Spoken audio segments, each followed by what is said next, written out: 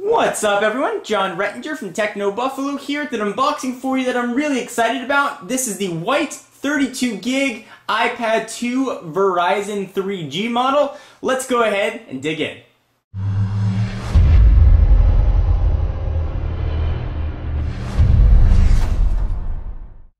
So I went white and Verizon. I figured my iPad 1 that I had was black, and on AT&T we'd go the exact opposite for comparison purposes. So here is the box. Of course, this is going to come in 16, 32, and 64 gigabyte varieties in all white and black, and available on AT&T or Verizon's 3G network. Picture of the white iPad on the front. Of course, if you have the black one, that picture will be black.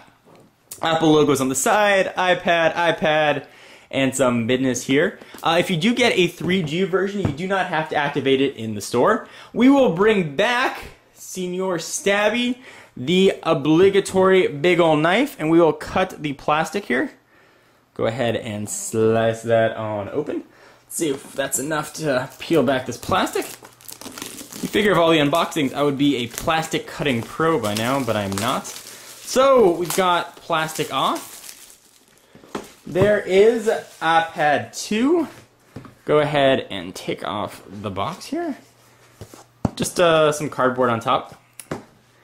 There is the iPad. It almost doesn't even look like anything in the box, just a screen, because the white frame matches the box.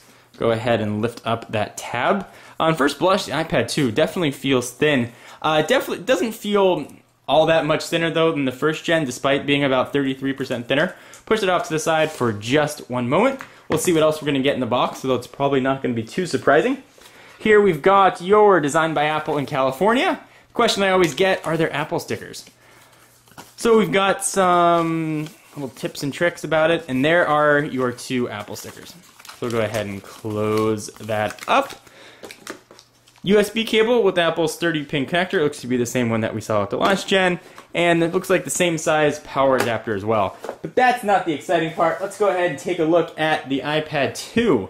Alright, so now that we've got the iPad 2 out of the box, let's go ahead and take a look. It's going to be very familiar to anybody who's seen an iPad or really any Apple device recently. It's mostly all screen with the exception of that one home button right on the front. Of course, this one is in white. Let's do a real quick tour. On the front, you've got a new VGA camera for FaceTime. You can take video or stills with it, although presumably not at the highest quality. On the left, you're going to have nothing. You can see that tapered design. On the right, you've got your volume rocker up and down, and you've got a rotation lock or a mute switch. You can now choose what you'd like that to be.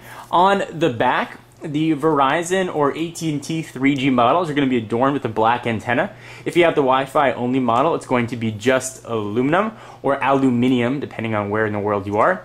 And we've got a rear camera capable of shooting 720p video. It would also take stills. We've got a power and lock button on the top right there.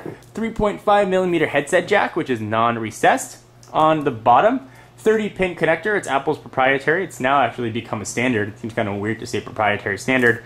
And a new redesigned speaker, which is located right on the bottom. Previous generation iPads had the speaker right next to the 30-pin connector.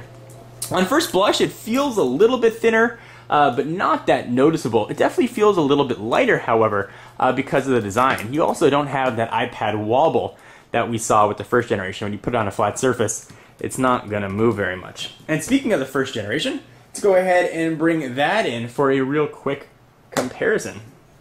So here is Gen 1 iPad. You can see there's that little bit of wobble that I was talking about. Let's go ahead and stack these guys right on top of each other so you can see the 33% thinness difference, and to help you decide whether or not this is going to be the right iPad for you.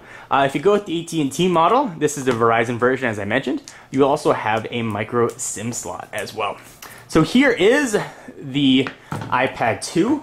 Also for demonstration purposes, and I'll show you this in upcoming videos, I have a smart cover. This is the red leather version, and it also has a microfiber cleaning cloth sort of embedded in it on the other side. I'll do a full demonstration of this as well and see if it's going to be worth your hard-earned money.